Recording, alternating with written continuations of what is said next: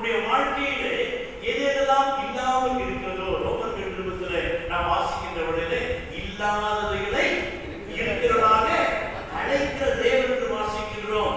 உடைய வாழ்க்கையிலே எதெல்லாம் இல்லாமல் இருக்கிறதோ அது இருக்கிறதாக நீங்கள் உங்களை கற்பனை செய்து கொள்ள வேண்டும். என் குழந்தைகளையா வைக்கிறதை ஜெபம் பண்ணுங்க. ஆண்டவரே, எனக்கு இரட்டிப்பான பிள்ளையை கொடுத்திருக்காங்க, உமக்கு சொல்லுவோம். ஆகிடுச்சு, இனி ஆகாது, டாக்டர் இப்படி சொல்லிட்டாரு, உங்க வீட்டுல எல்லாரும் இப்படி சொல்லிட்டாங்களோ, பிசாசு இப்படிப்பட்ட தடையான வார்த்தைகளை கொண்டு வருவான். அங்குதான் கிறிஸ்துவின் பணியை நீ உருவாக்க வேண்டும். உனக்குள்ளாக உருவாக்குகிறவர் எந்த இடத்துல வேலைக்கு போனாலும் இப்படி நான் ஃபெயில் ஆயிருங்க, ஏன்னா கர்த்தரோட மேனேஜா பண்ண போறேன். உனக்கு கீழான வேலை வேண்டாம், உனக்கு மேலான வேலையை தருவேன் சொல்லி.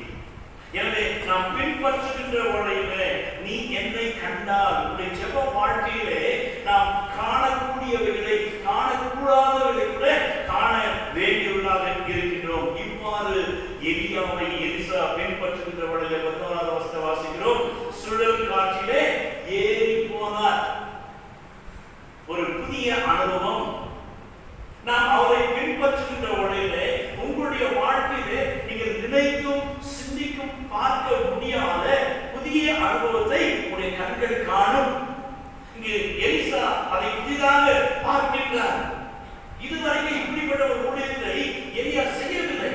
ஆனால் இப்பொழுதோ அவர் ஏறி போகிறதை பார்க்கின்றார். பார்க்கின்ற உடையிலே தானே அங்கு எலிசாவுக்கு இரட்டிப்பான ஆசீர்வாதங்கள் கிடைக்கின்றது. 18 விதமான அற்புதங்களை அதிசயங்களை அவர் செய்தார் என்று சொல்லி நாம் வாசிக்கின்றோம்.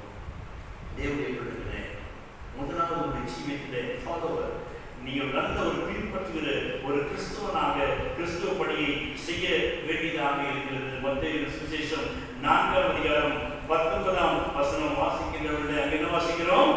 என் பின்னே வாருங்கள், உங்களை மனுஷரை பிடிக்கிறவர்களாகவே. Just you follow. இப்படி நான் வெறும் ஜெபம், அவனை பார்க்கின்ற வழியில அவன் பார்வையிலே நீங்க அவங்களை ஜெபிக்கணும். நீங்க பார்வையிலே சுவிசேஷம் சொல்ல வேண்டும். உங்களை பார்க்கின்ற வழியிலேயே அவர்களால் கிறிஸ்து உருவாக வேண்டும். நான் பள்ளியிலே படிக்கின்ற வழியிலே என் பக்கத்தில் 2 பேர் இருக்காங்க. ஒருத்தர் பேர் தேவராஜ், ஒருத்தர் பேர் கண்ணன். நான் அடிக்கடி ஒரு பாட்டு பாடுறேன். பாவிக்கு புகலிடம் இயேசு ரட்சகர், பாரி வரியாக மாண்டாரே. இந்த பாட்டு பாடணும், ஒரு கொட்டு விடும், இவன் ஒரு கொட்டு விடும், அவன் ஒரு கொட்டு விடும். எந்த நேரம் பார்த்தா இதே பாட்டை பாடி, ஆனால் அது கொட்டு வாங்கி நான் பாடினே இருக்கேன். நாட்கள் கடந்தன, ஆண்டுகள் கடந்தன. ஒரு நாள் என்னுடைய அண்ணன் போதகராக இருக்கிற ஒரு சபையில் ஞானஸ்தானம் ஆராதனைக்கு அவரை கெஸ்டாக கூப்பிட்டாங்க. ஞானஸ்தானம் எடுத்தவர்கள் சாட்சி சொல்லுகின்ற வழியில இந்த கண்ணப்பன் சாட்சி கொடுக்குறான். என் பேர் கண்ணப்பன். இப்போ நான் இம்மானுவேல் கண்ணப்பன் நான் பேரை மாற்றி வச்சுட்டேன். ஏன்னா என் பக்கத்தில் இம்மானுவேல் இடங்கோடு ஒருத்தர் உட்காந்துட்டு இந்த பாட்டை பாடுவார். நான் குட்டினே இருப்பேன். அந்த பாட்டை தான் என்னை மாற்றி. இந்த பக்கத்தில் தேவராஜ் அவருடைய வார்த்தையை கேட்டால் அவர் வேலை செய்த இடத்துல ஒரு கிறிஸ்தவ பெண்ணை அவர் ஆசை திருமணம் செய்து கொண்டு கிறிஸ்தவராக மாறிவிட்டார்.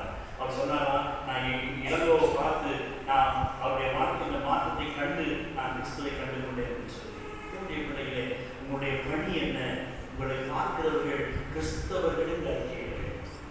என் வாயின் வார்த்தைகள் எல்லாம் சொல்லுங்க, என் வாயின் வார்த்தை எல்லாம் பிறரை காயப்படுத்த வேண்டும்.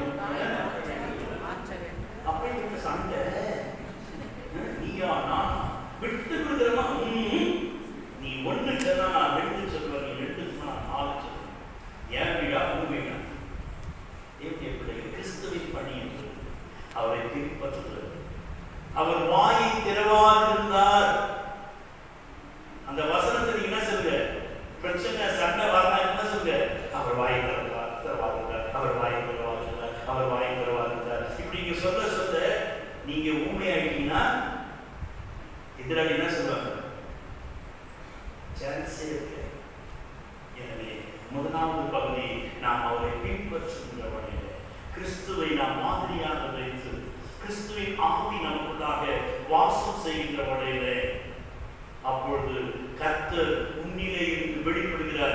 கிறிஸ்துவின் பணி அநேகரை கிறிஸ்துவுக்குள்ளாக கொண்டு வரக்கூடிய ஒரு சூழ்நிலையை மாற்றுகிறது.